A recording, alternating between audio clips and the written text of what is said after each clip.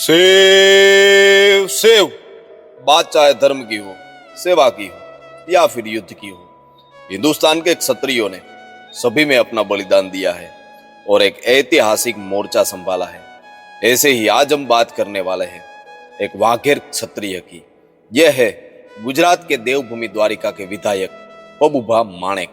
प्रकृति को भगवान मानते हैं और अब तक किसी ने नहीं किया ऐसा करिश्मा इस माणेक ने किया है। कलयुग के इस दौर में पशुओं को भगवान मानने वाले बहुत कम लोग देखने को मिलते हैं और हमारे पबुभा माणेक इनमें से एक है। पशु में ही ईश्वर और पशु ही मेरा ईश्वर, ये आज भी इनका कहना है।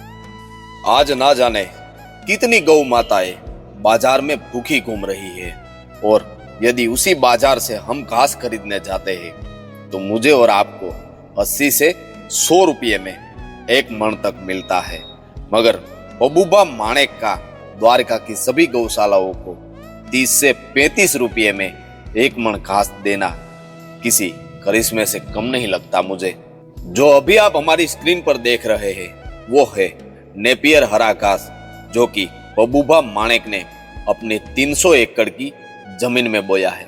साथ साथ द्वारिका में अदरक की खेती की शुरुआत भी पबुभा माणेक ने ही की है और इनका कहना है कि सालों पहले हमारे पूर्वज भी कहीं न कहीं किसान रहे हैं, तो यह परंपरा आज भी हमारे खून में है और ये किसान की परंपराओं को हमें कभी भूलना नहीं चाहिए। यह खुद आज एक साधारण किसान की तरह हमें देखने को मिलते हैं और किसान की तरह ही अपनी जिंदगी जी रहे हैं। और सुनिए, यह इंसान केवल प्रकृति को मानते नहीं है, परंतु हमारी प्रकृति भी तंदुरुस्त रहे उसके लिए ना जाने कितने यज्ञ करवाते हैं। और हाल ही जनवरी 2026 में यहाँ पर एक ऐसा यज्ञ होने जा रहा है जिसे हम यज्ञ नहीं परंतु महायज्ञ का बिरुद देंगे, क्योंकि ऐसा यज्ञ ना शायद भूतकाल में किसी ने किया है और ना ही भविष्य में कोई करेगा, क्योंकि इस महायज्ञ में शामिल होंगे 21,000 ब्राह्मण, जो कि नेपाल, अयोध्या, काशी और हिंदुस्तान के कोने कोने से कर्मकांडी ब्राह्मण अपना जाप करने आएंगे। और विज्ञान भी आज इस बात को मान चुका है कि अगर शास्त्रोक्त यज्ञ करवाया जाए तो प्रकृति में फैली ग्लोबल वार्मिंग जैसी आफतों से भी बचा जा सकता है।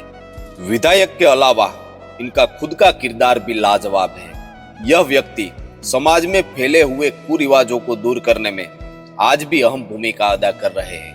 पबुभा माणेक हर साल 400 से 500 बेटियों की शादी करवाते हैं और इन बेटियों को करियावर देके एक पिता की तरह विदा करते हैं। ऐसे विधायक को आप बाहुबली नहीं तो और क्या बोलोगे।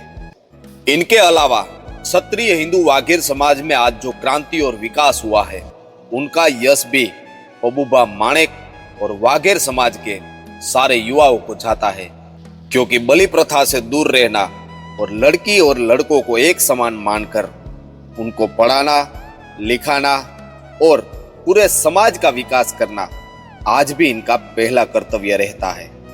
और जब हमने पबुभा माणेक से पूछा कि इतना बड़ा कार्य आप कैसे कर लेते हैं तो क्या था उनका जवाब, आइए सुनते हैं उन्हीं के शब्दों में। यह सब इसलिए होता है कि ये हमारे जो पिताजी है तो वो हमेशा के लिए यही चीज बोलते थे, जिस समाज के अंदर वाणी, विचार, धर्म, नीति, कुरिवाजों को तिलांजलि देने से और हर सांस में शिव शिव करने से इससे सब कुछ हो सकता है। और एक बात बताते हुए मुझे आपको बहुत गर्व हो रहा है कि पबुभा माणेक और उनके परिवार के सभी लोग पिछले 50 साल से हर श्रावण महीने में शिव का अनुष्ठान करते हैं। और अनुष्ठान ऐसा होता है जिसमें 4 प्रहर की पूजा और महापूजा की जाती है। और ऐसी पूजा और 6 जगह पे की जाती है जहां पबुभा, उनके 2 बेटे और 4 भतीजे सालों से इस परंपरा को निभाते हैं। और इन सभी अनुष्ठान की जगहों पर महाप्रसाद का भी आयोजन किया जाता है। और इनका कहना है कि आज केवल हम नहीं मगर हमारी आने वाली पीढ़ी को भी हम ये बात सिखा कर जाएंगे कि चाहे कल हम रहे ना रहे, मगर हमारी यह परंपरा कायम रहनी चाहिए।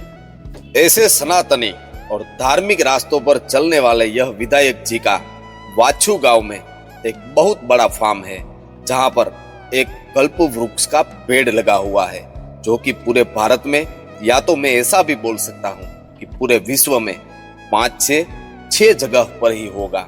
कल्प वृक्ष के बारे में अधिक आपको बताऊं तो जब देव और दानव ने मिलकर समुद्र मंथन किया तो उनमें से जो 14 रत्न मिले थे, उनमें से एक रत्न मतलब यह कल्प वृक्ष।